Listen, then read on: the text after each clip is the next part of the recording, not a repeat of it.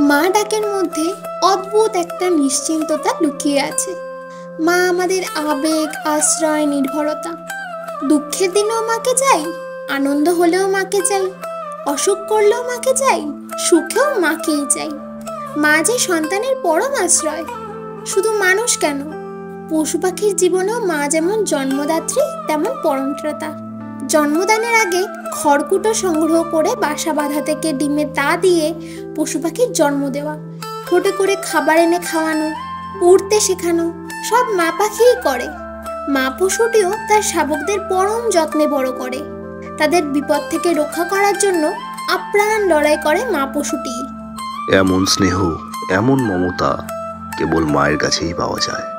আর সেই মা যদি হন জগৎ মাতা, তাহলে তো কথাই নেই। শ্রী মা সারদা দেবী এমনই মা আমাদের।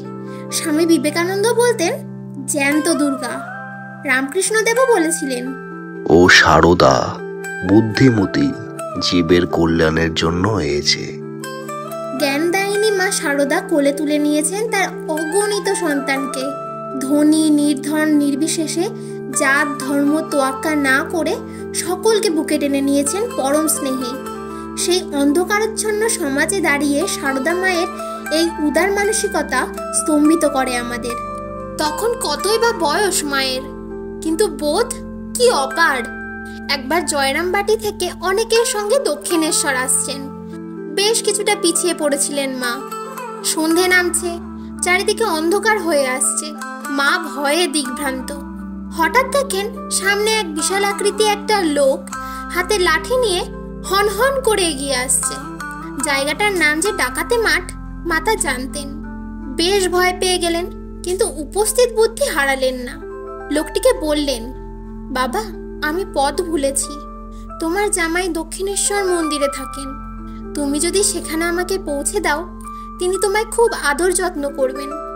এমনিতেই মাকে দেখে ডাকাত সর্দারের মন কেমন যেন নরম হয়ে গেছিল। তার মধুর কথা শুনে সে আপ্লুত হয়ে নিজের স্ত্রীকে ডাকলো, ওগো, কোথায় আছো? শিগগিরই এসো, মা এসেছেন গো, মা এসেছেন। তারপর দুজন মিলে মাকে পৌঁছে দিল দক্ষিণেশ্বর। আসলে সেই মুহূর্তে মায়ের মনে হয়েছিল ডাকাতি অসৎ কাজ হলেও মানুষটি অসৎ নয়। মা উপলব্ধি করেছিলেন কোনো মানুষই পুরোপূর্ণ সৎ বা পুরোপুরি অসৎ হতে পারে না।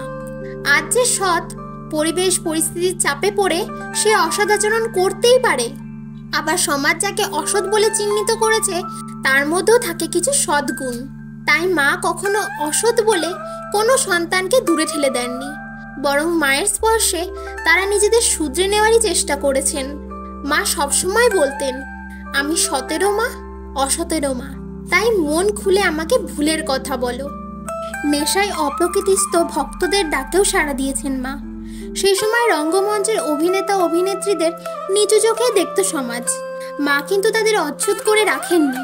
অভিনেত্রী তারা সুন্দরী, তিনকড়ি দাস, এমনকি বারবনিতা নীরদা সুন্দরীকেও মা স্নেহচুম্বন করেছেন নির্দ্বিধায়।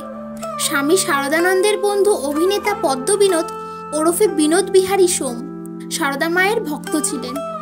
একদিন রাতে নেশার ঝোঁকে মায়ের বাড়ির নিচে এসে গান ধরেছিলেন, ওঠো গো করুণাময়ী, খোলো গো কুটির দুয়ার। মধ্যরাতে মত্ত বিনোদের ডাকে কে সাড়া দেবে? কে তাকে শান্ত করবে?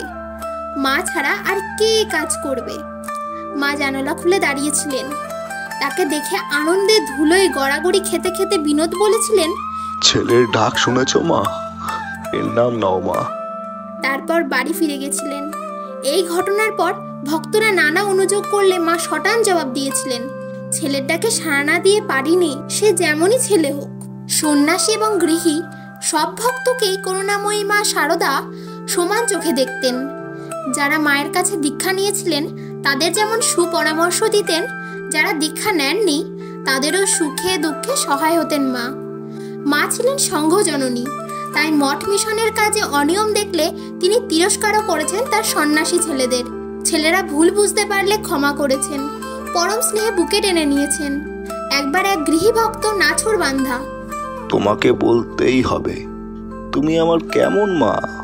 শেষমেশ মা মুচকি হেসে বলেছিলেন, আমি সত্যিকারের মা, পাতানো মা নই। এই সত্যিকারের মায়ের উপদেশ স্মরণে রেখে পথ চললে আমরা নিজেদের অভীষ্টে পৌঁছাতে পারবো অনায়াসে, এমনই বিশ্বাস ভক্তদের।